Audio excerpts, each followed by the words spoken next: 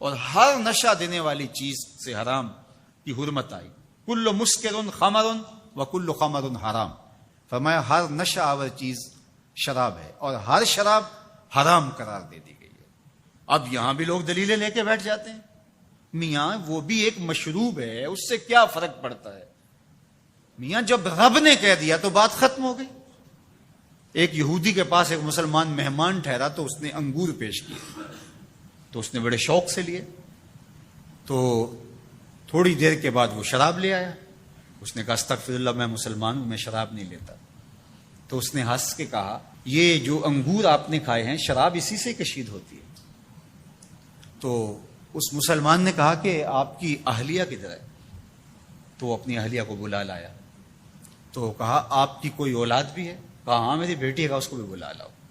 تو اس کو بھی بلا لایا. جب دونوں آ کھڑی ہوئی تو کہا کہ یہ حلال ہے تیرے لیے اور یہ بیٹی اسی کی ہے اور یہ حلال نہیں ہے. تو جب اس یہودی نے یہ بات سنی فقال اشہد ان لا الہ الا اللہ وحدہ لا شریک لہ واشہد ان محمدا عبدہ ورسولہ.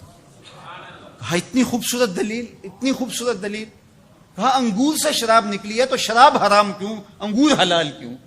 تو کہا مجھے یہ بتاؤ کہ تمہاری بیوی تمہارے لیے حلال ہے، تمہاری بیٹی تمہارے لیے حرام کیوں؟ کہا بات سمجھ میں آ گئی. تو میرے رب نے بعض کا تو اس کی حکمتیں ہمارے علم میں نہیں ہوتی، اور حکمت نہ جاننے کی وجہ سے ہم کہتے ہیں کہ یار یہ بات سمجھ میں نہیں آتی.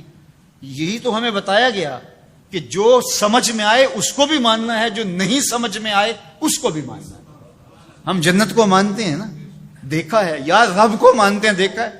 وہ سمجھ میں آتا ہے، تو دل میں تو آتا ہے، سمجھ میں نہیں آتا. میں جان گیا بس تیری پہچان یہی ہے. ہم تو سب سے بڑی حقیقت کو بغیر دیکھے مانتے ہیں، بغیر سمجھے مانتے ہیں. ادراک فہم کی حدود سے ورا ہے، عقل و خرد کے دائروں سے ورا ہے.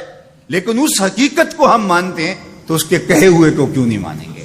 حضور علیہ السلام سے جب پوچھا گیا کہ حضور سب سے بڑا گناہ کون سا ہے، تو آقا کریم علیہ الصلوۃ والسلام نے فرمایا کہ سب سے بڑا گناہ یہ ہے کہ ان تجعل للہ ندا، کہ تو اللہ کے ساتھ کسی کو شریک ٹھہرائے.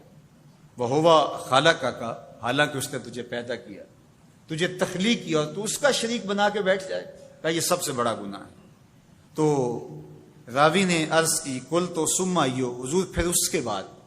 تو آقا کریم نے فرمایا ثم ان تقتل ولدک خشیۃ ان یطعم معک، تو بچے کو اس لیے قتل کر دے کہ یہ کس طرح میں اس کو پال سکوں گا. بچے کو ضائع کر دینا، اس کو قتل کر دینا. اللہ فرماتا ہے نحن نرزقکم وایاہم، ہم تمہیں بھی رزق دیتے ہیں، ان کو بھی دیں گے. تیسری بات حضور نے فرمایا ان تزانی بحلیلۃ جارک، آپ ہمسائے کی بیوی کے ساتھ بدکاری کریں. تو یہ بڑے گناہوں میں سے، ہمسایہ ماں جائے کی طرح ہوتا ہے، اس کی دیوار سانجھی ہوتی ہے، اس کی عزت سانجھی ہوتی ہے. اور اگر کوئی شخص طاق میں رہے اور ہمسایوں کے گھر گھس کے ان کی آبرو ریزی کر دے تو یہ تین بڑے گناہ جو ہیں ان میں سے ایک بڑا گناہ اللہ کے محبوب علیہ السلام نے ارشاد فرمایا. حضرت عبداللہ ابن مسعود رضی اللہ تعالی عنہ سے یہ روایت مروی ہے کہ لا احد اغیر من اللہ عز وجل، اللہ سے زیادہ کوئی غیرت مند نہیں ہے. اللہ سب سے زیادہ غیرت مند ہے، اور اس کی غیرت کا تقاضا یہ ہے وَلِذَالِكَ حرم الفواحش ما ظہر منہا وما بطن، کہ اس نے بے حیائی کو چاہے وہ پوشیدہ طور پہ کی جائے یا اعلانیہ طور پہ کی جائے اس کو پسند نہیں کیا، اور اس سے اس نے منع کر دیا، لوگوں کو روک دیا، حرام قرار دے دیا، اس لیے کہ وہ خود غیرت مند ہے. غیرت مند مالک غیرت کا سبق دیتا ہے اپنی مخلوق کو.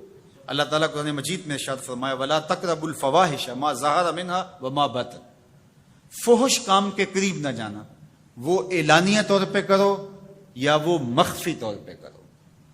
تو مفسرین نے لکھا کہ جو بدکاری ہے وہ مخفی فحش ہے، اور شراب نوشی یہ اعلانیہ فحش ہے. شراب نوش جو ہے وہ چھپ نہیں سکتا. بدکار بعض اوقات ایک مدت کے لیے چھپ جاتا ہے، لیکن یہ بات ذہن میں رکھیے کہ جو بدکار ہے وہ دنیا کے اوپر رسوا ضرور ہوتا ہے، اس کے چہرے کا نور چھین لیا جاتا ہے اور اس کے اوپر مصیبتیں مسلط کر دی جاتی ہیں اور اللہ کے قہر و غضب کا شکار ہوتا ہے، اس کی دعائیں قبول نہیں ہوتی، نیک لوگوں کی دعاؤں سے اس کا حصہ نکال لیا جاتا ہے، لیکن بہرحال ایک مدت کے لیے چھپ جاتا ہے۔ لیکن شرابی اپنے جرم کو نہیں چھپا پاتا، تو کہا کہ جو مخفی جرم ہے وہ بدکاری ہے، اور جو ارشاد فرمایا قرآن نے کہ جو ظاہر جرم ہے اس سے مراد جو ہے وہ الخمر ہے، شراب ہے۔